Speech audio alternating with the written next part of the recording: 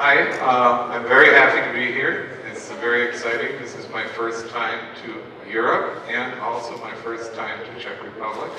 I'm very surprised about all the things I'm learning. It's great that you have very large entrepreneurial activity for business startups here.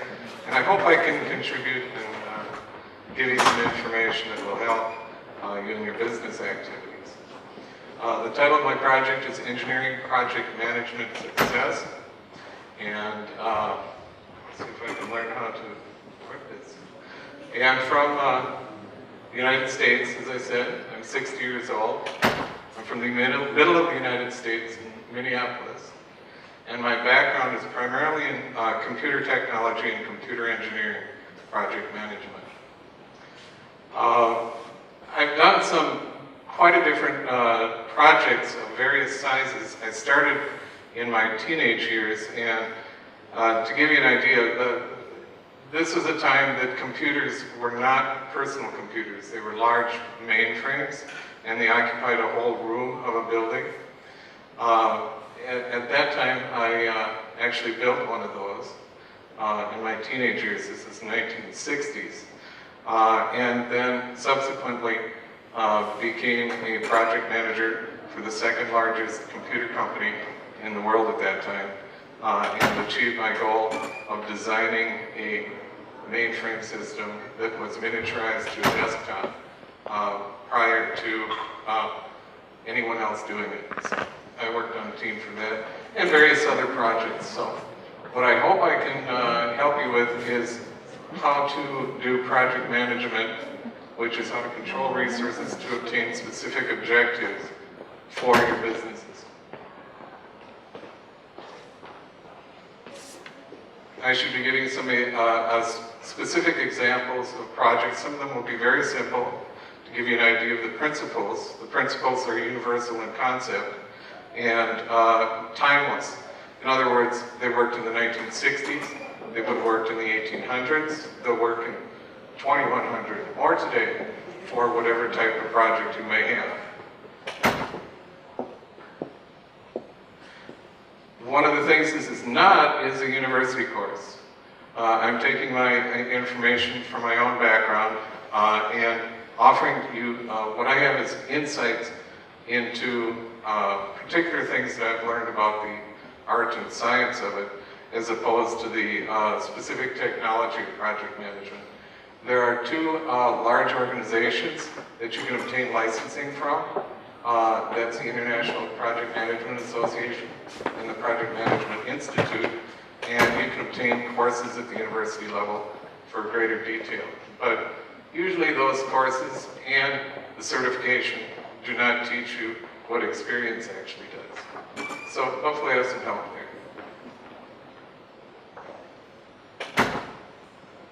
Okay, so what is a project? Do you have a specific objective in mind? Do you have people that you report to, which are stakeholders, participants, and clients?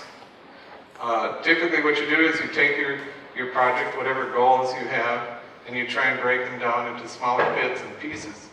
The specific pieces are called tasks, and they have to be completed at a certain point in time called milestones.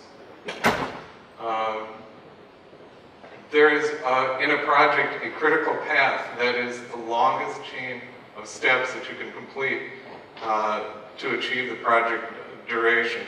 And the objective is typically to minimize the project length in terms of calendar time.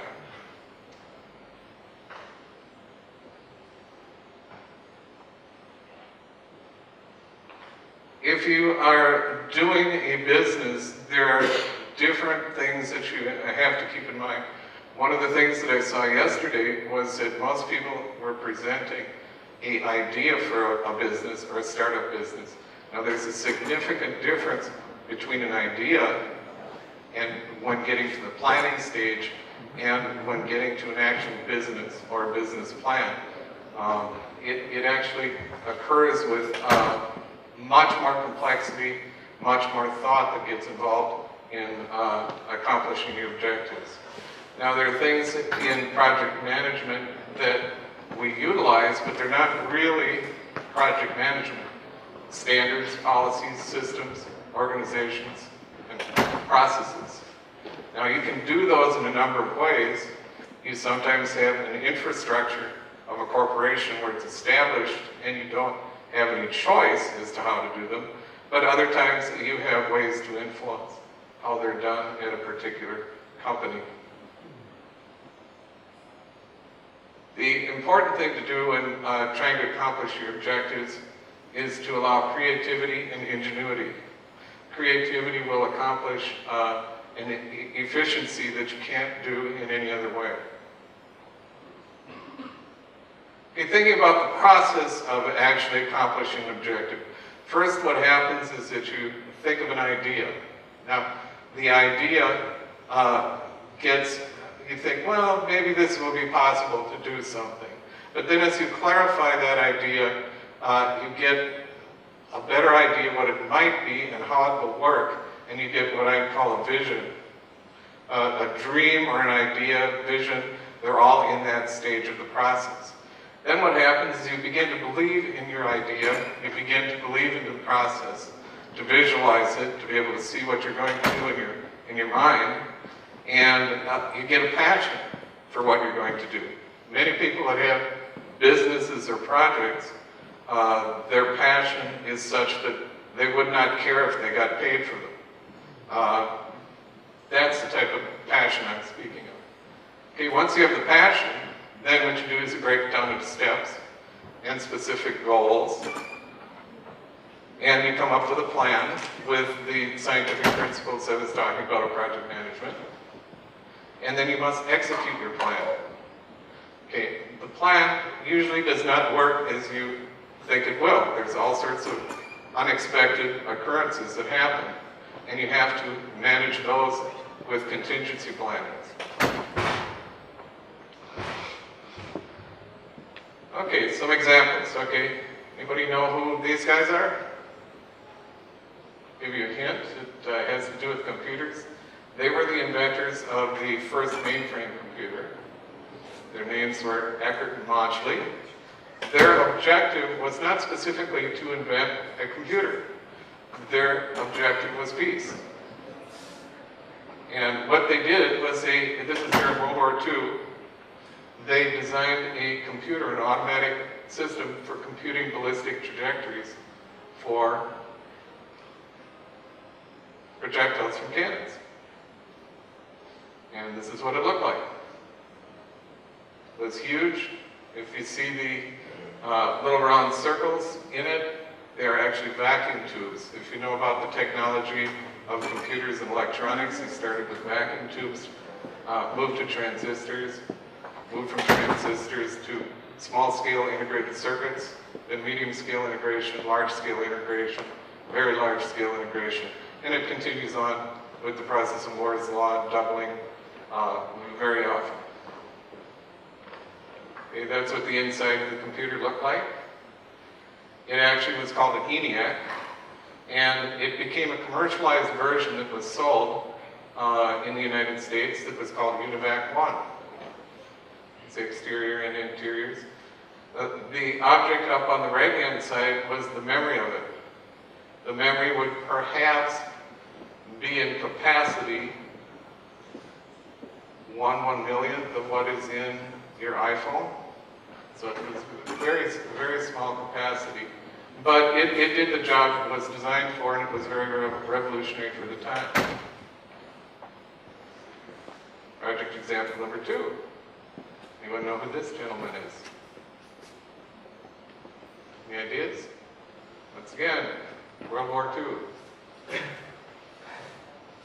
No? Anybody have an idea yet? The gentleman was Wernher von Braun. He worked actually in World War II for the Germans. He had a vision, he had a dream. His dream was to actually send a man to the moon. He wanted to develop a rocket system that was capable of putting men in space. During World War II, the Nazis diverted him from the dream. They did not want him to do that. They didn't share the dream. They wanted him to win the war. Well, for him, He wasn't able to pursue that dream in that case, but the war ended. The German scientists, half of them went to the USSR, half of them went to the United States. A number of years later, Wernher von Braun, not having given up his vision, not having given up his dream, became in charge of our space program. We had a president, President Kennedy, and he offered the objective to the United States, to our citizens, to go to the moon.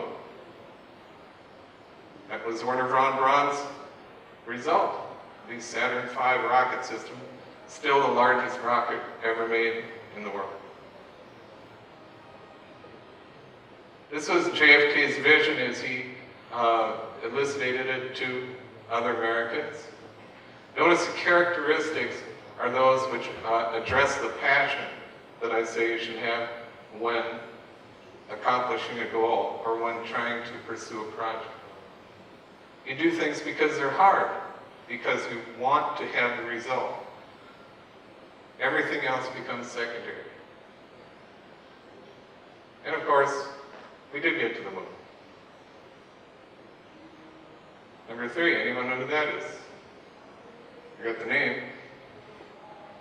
Hint, another spaceflight pioneer, or flying pioneer, Kelly Johnson. His dream was no nuclear war. He worked at a place that they got to know as the Lockheed Skunk Works. The Lockheed Skunk Works, Lockheed was a corporation in the United States, still is a very major manufacturer of airplanes. Has anyone heard of this place, Area 51? The United States, sometimes known as Groom Lake. Many people say it's a very secret base where we found aliens and are hiding aliens and flying saucers. To my knowledge, we're not.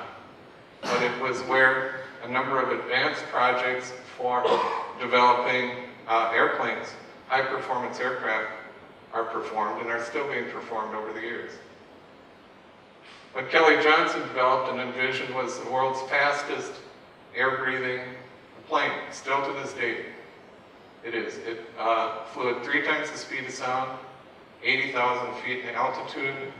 At the time, there were no satellites to observe what was going on between the USSR and the United States. We were both very paranoid of one another, very paranoid of nuclear war. We had no knowledge of what the Soviets were doing. They had no knowledge of what we were doing because the spying information was insufficient. How they were going to achieve peace is that we would send this thing flying over the Soviet Union, taking pictures. And then we got more information as to what they were doing. Subsequently, people became less paranoid. It actually caused peace, caused people not to want to resort to extreme actions. Number 4, anyone have an idea who this is? You can ask an important question. Would you rather have $4,000 or $11 billion? Only for the 11 billion. Okay? You will know who this is shortly. This man did not have vision. Anyone know who that is? Yeah. That man had vision. Anyone know who that is? Okay? Those are the 3 partners that started Apple Corporation. 2 weeks after starting it, this guy sold his stock back to these 2 guys for $4,000. Today it would be worth $11 billion if he wouldn't have done that. He got nervous. He didn't believe in the goal. He didn't believe in the dream. Of course, Steve Jobs did. This is his motto for you and for any startup. Of course, he made that computer. Didn't look like much. It was the very first one. Perhaps that's why the other guy got a little nervous. Progressed to that. And of course, now we know iPhones and multi-billion-dollar international companies. So, as I said a little bit before, a little bit more clarification. Project management is to attempt to obtain specific objectives, within time, budget, and resource constraints. Okay, so what do you have? Actually, you have a trade-off that you must make between time, money, and resources. So what are resources? I've identified them here. You have to deal with the infrastructure you have existing. Plus you have people, personnel that will have involved in the project, and certain technology. Of those three things, time, money, and resources, you can increase or decrease or apply techniques to any number of those, any two of those, actually all three, I guess, and it will cause changes in the other. Typically, if you assign more people to a task, it will take less time.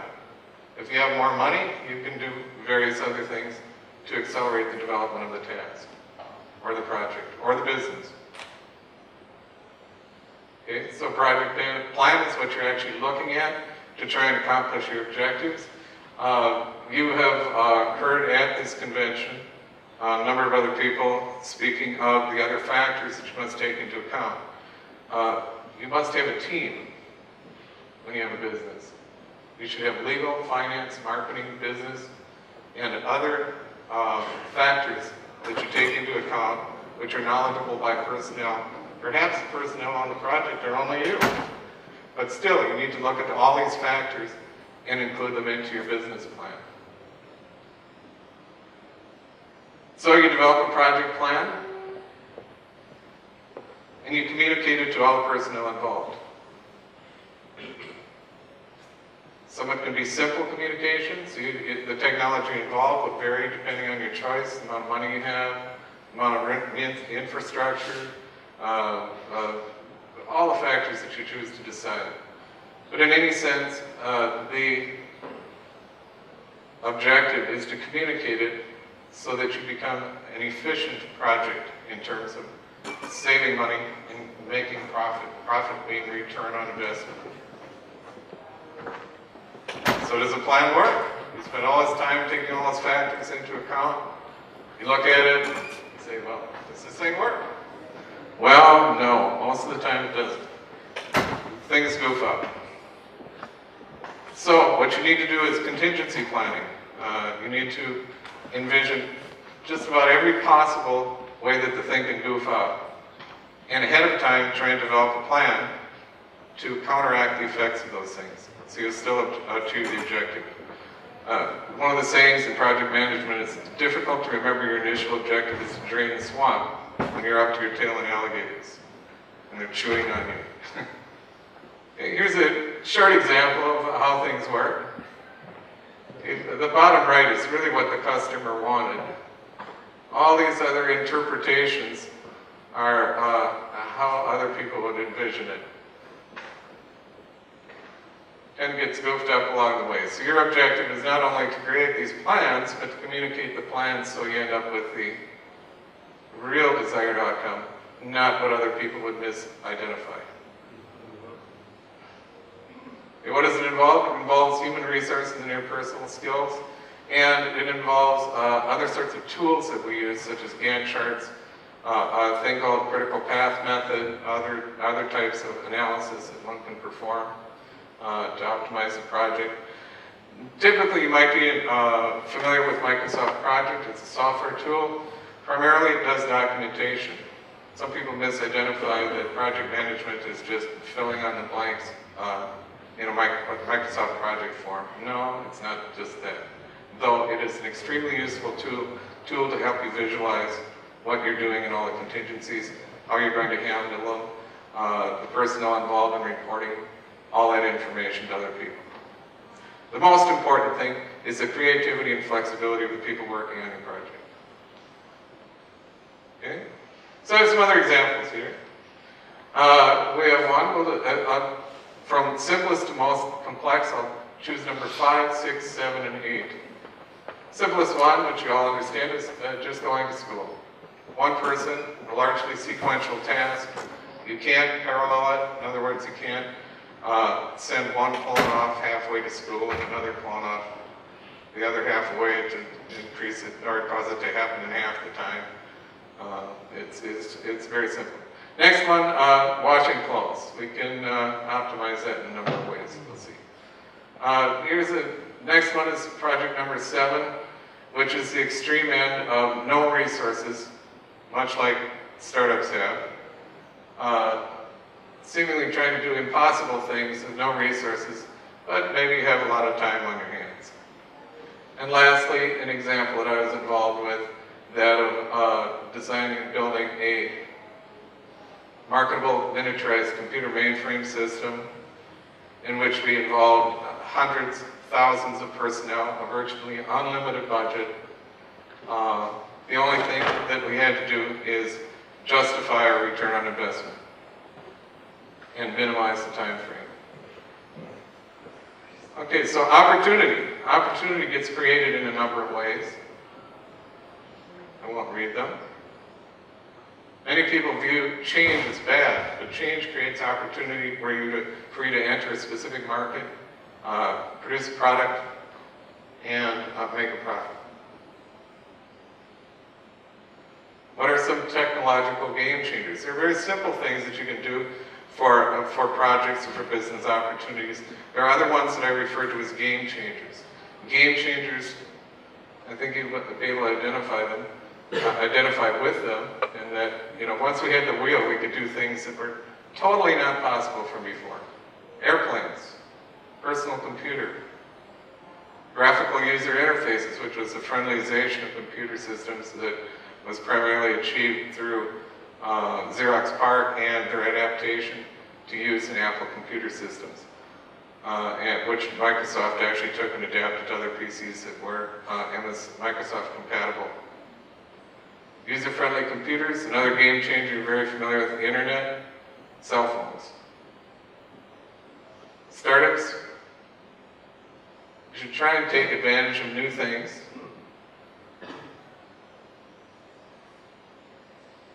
Some are game-changing. There are huge opportunities there to either participate in the main part of it or subparts. I'll give you a hint as to one coming up here that offers tremendous potential. I think it will be as game-changing as any of those other things I mentioned on the previous slide. That is 3D printers. Once we have 3D printers available to everyone, easy to use, to make devices of any shape and size in 3 dimensions if we want, just like we make documents, the possibilities are endless. Right now, what we have being used for that, a good example, is a gentleman had a son with no hand. He wanted to get a prosthetic hand for his son. It would have been $50,000 in price, a year and weight. He decided to print it on his printer. He bought the printer for $1,000, wrote the program, printed it, his son had a hand within less than a month. He could now market that. If you want to check online, he's actually offering a group where people communicate, cooperate across the world, making and designing artificial limbs for use for people. He's not looking for profit at this time. He's just looking to help people. So you can participate in that if you want. Or in any other implementations of that technology, if you wish to profit from it. Number 5, going to school. Of course you can walk, like these guys did.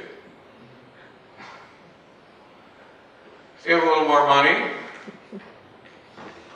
and maybe different time, you can take the tram. It's a little faster, costs a little money, over trade-offs, time, resources, personnel.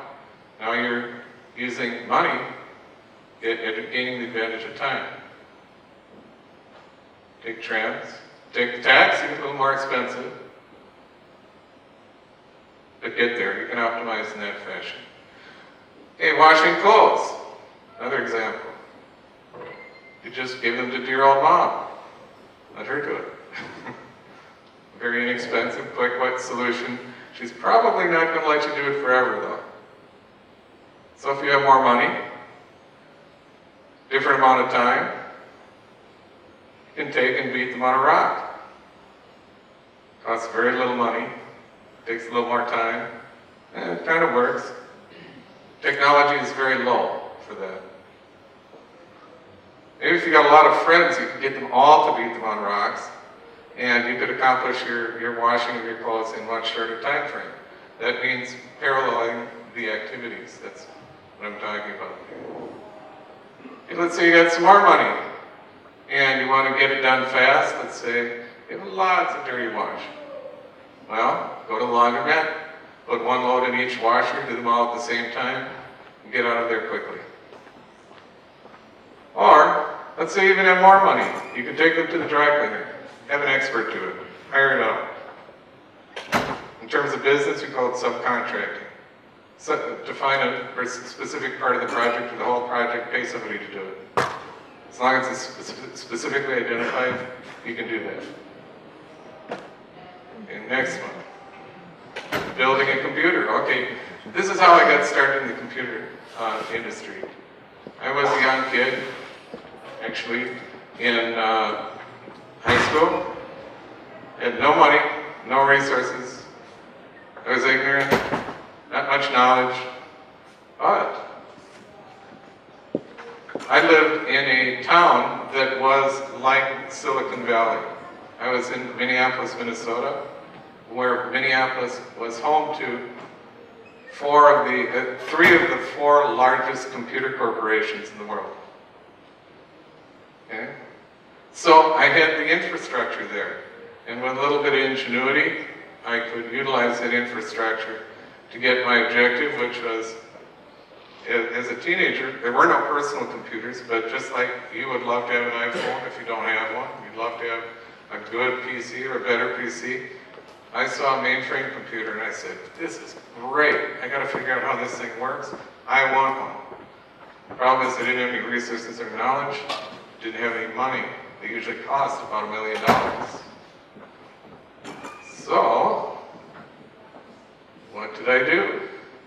I had a lot of time on my hands. This is supposed to be father time. So, what I did is I approached the technology center. In my case, as I walked into these companies, I talked to the president. I said, hey, I'm a young kid. I want to learn how to make computers. I want to learn how to design them. I want one. Can you help me? They said, yes. I said, come in here all night if you want. You can't come in here during work hours. 5 o'clock, we will let you use our computers. You can study all you want. Maybe someday you can have a job with our company. Oh, by the way, you want to build a computer? Sure, we'll give you all the old broken parts, all the old out-of-specification parts of your computer. We'll give you old ones we don't sell anymore. You can have them. If you can get smart enough to make it, put them together and make one yourself. So I did. Much like CVI or other technology incubators, they will help you, they will coach you, they will help you find the resources to obtain your objectives for business. And so, there's another type of project. It's called the Skunkworks Project. Once again, back to Kelly Johnson, Skunkworks. Talk about where this name came from. It was just a kind of a joke for a name, named after a moonshine factory that was in a comic strip. If you don't know what moonshine is, it's homemade whiskey. If you need homemade whiskey and you want it fast and you want it good. So, the term Skunkworks applies to any project that you want done fast, you want done well. The original Skunkworks was Area 51 in the United States, where they developed the U-2 and the SR-71 aircraft. When Apple designed their Apple computer, a couple of guys in the garage, Wozniak and Jobs, primarily Wozniak, a few of their buddies, that was a Skunkworks also. They went to their garage where they normally park their car. The dad let them use tools. They sat there with great ingenuity. They came up with this.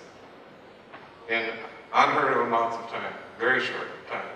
That's how they revolutionized the industry. If you utilize Skunkworks principles for your business, you can gain a competitive advantage to other businesses of a comparable type. Of course, Steve Jobs utilized that principle in Apple in many cases to do. You take a group of experts, you put them in a small group, you hide them away from everybody else, you give them all the resources you possibly can, and you let them create. If they're the type of people, they just want to build something, it's a passion to make something, they'll come up with a result like an iPhone.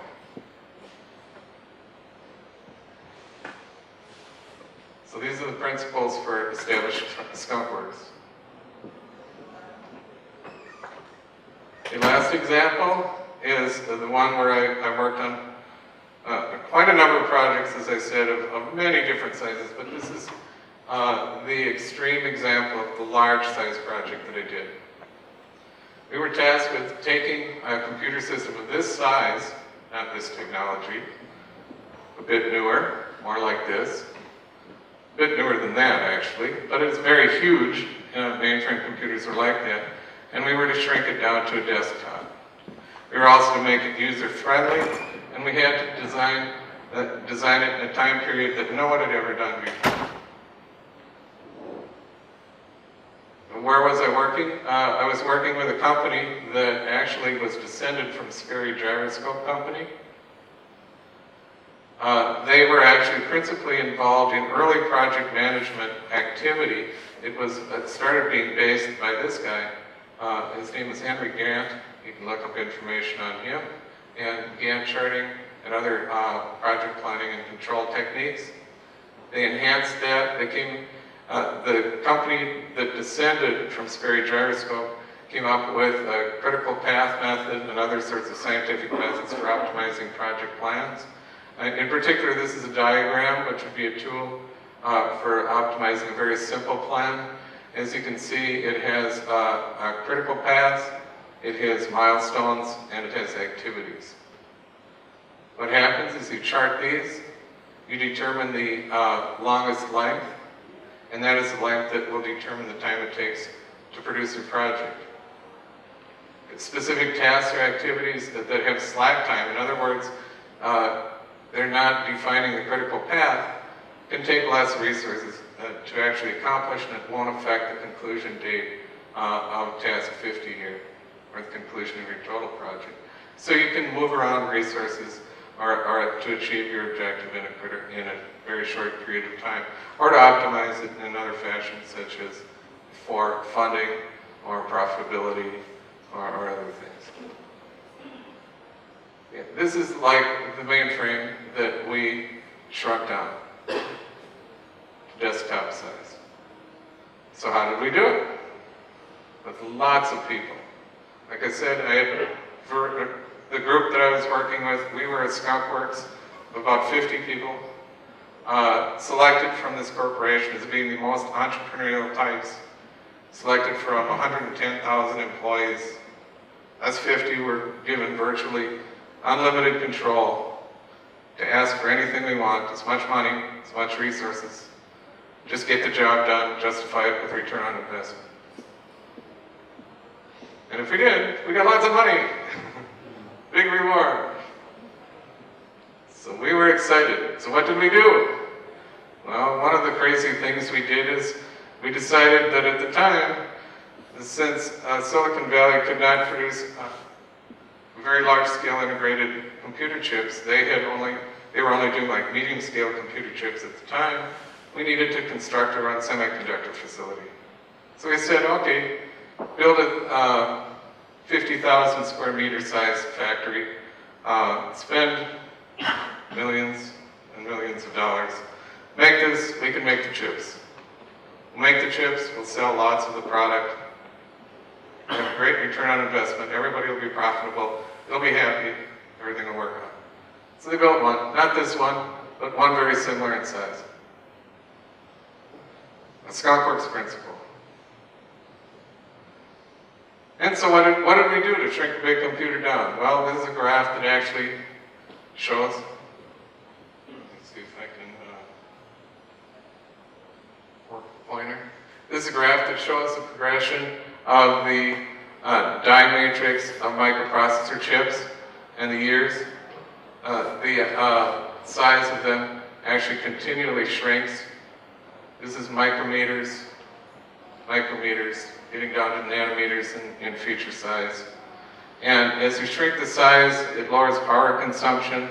Actually, what you're doing is building a city of circuits on a tiny chip. Actually, we also increased the yield of the chips in terms of less errors. There's a whole range of technologies involved with that. It shrinks power consumption. As you know now, well, a good example of mainframe, like I originally showed, might have 50 kilowatts of power. Now your iPhone might work on, I don't know, 3 watts. Okay, it has as many circuits in it as one of those large computers. That's what it looks like if you look at the chip. That's what they look like if you see all the circuits on them. Typically now a computer chip may have millions of gates on it, millions of features. That's what it looks like in the chip carrier. You put it in a box, interconnected with a few components. You redesign the software to make it structured, which that was a major portion of my contribution, was to structure all the software, make it user-friendly, do system test and integration. You come up with a structure, you build that. What do you have? A server. So the technology for servers is basically what we were developing at that time. That is now, that's a picture of a current product. And you have money, lots of money, it's great. Everybody's happy, investors are happy, customers are happy, you're happy. So, what are the keys to success? Use creativity to find what you don't have, to implement your project plan. If you can, use it, get a huge infrastructure. Most importantly, big or small, use skunkworks type principles. Remember to work the project man to minimize the critical path and to communicate effectively with all. Okay, so here are principles for project management success. I won't read them for you. I guess printouts of this are available online if you wish to reference it. I will be here tomorrow, or later tonight too, if you wish to talk to me about any of these items. Here's more. A few seconds to review it, reference it.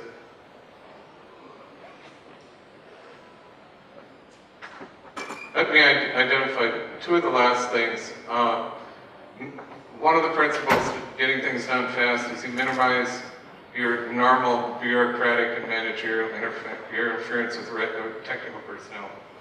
Highly creative individuals don't like to be bothered with things that are unrelated to developing whatever they're trying to create. So don't bog them too much. It's the way to get it done, get the job done. And also you find that in actually highly creative activities, think of musicians, they can make great music. They can't do it all the time. It might take 6 months for a great artist to come up with a new album or a new CD with 10 or 12 tracks on it that are fantastic. Similarly, if you have programmers or highly creative technical personnel, be aware of what each individual is capable of in terms of performance, so you don't have burnout and people quit on you, or trying to achieve mediocre objectives because they're too stressed. So be aware of their duty cycle. How much can they create in how short a time? Mostly provide recognition for success. These are other principles to optimize your project. And mostly, have fun.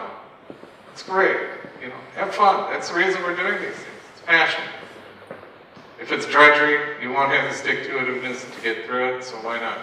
We only go around once in life. We're here on Earth for a purpose. One of them should be to have fun while we're creating. So, thank you.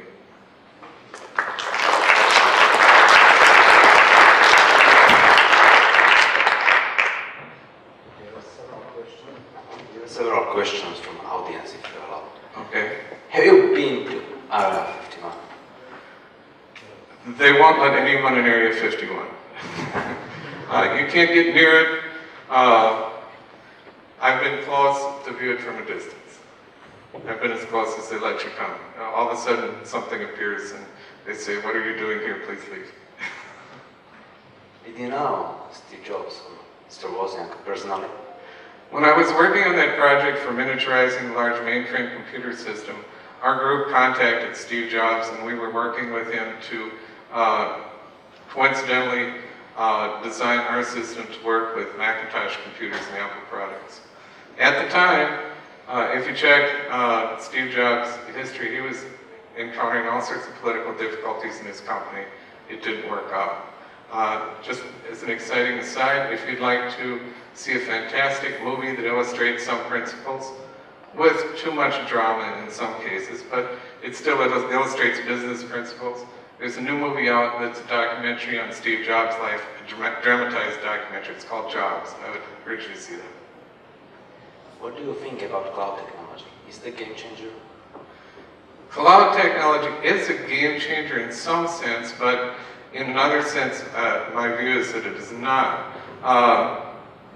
Somebody has to pay. Where is the profit? How are they going to pay? So when you're sizing your project, you have to look at those things in coincidence with everything else. And as soon as you're doing storage that somebody else is paying for, they have to increase the profitability. Perhaps you could do it better yourself. Go ahead. What do you think? Why do you think managers usually don't get by with engineers? Usually it's because of what I identified is the creative process, the need to produce that engineers have. And usually managers have an opposite need, that is the need to monitor and control to assure that the project is productive in terms of what their plan is. Well, that interferes with the creative process. So you have to strike a balance in between the two. Engineers also drive managers crazy. What do you think about new project management technologies like Basecamp? The number of technologies that are available for your selection are wider than people's skill in applying them. So I would say take these principles, select one that you like, that you could utilize, gain expertise with it, utilize your human personnel and communication related skills, and then you'll be able to take advantage of the product itself to a greater degree. A lot of the things in project management are beyond just the tools that we use. It's not only the hammer, it's how we strike with the hammer that helps. Exactly. You spoke about creating a mainframe computer during the late 60s. What do you think about the progress made during Klopp's time? What is your opinion on the progress peaked up? In my opinion, I guess I'll start with that. If you're familiar with Moore's Law, it involves a statement that engineering technology will progress at a mathematically prescribed rate. In other words, storage capacity, processing speed, and so on. So that's consistent. And if you graph it from, I think, 1950s, in fact, to today, it still goes that way. What we see also, though, is huge leaps in ideas and creativity, such as the internet, such as graphical user interfaces, user-friendlyization of computers, new things that cause big jumps. There will be always big jumps like that. If you can monitor research being performed at universities and find creative personnel, you'll always find opportunity, and there won't be any end to it, I don't think. Thank you. Brad Anderson, thank you very much. Thank you.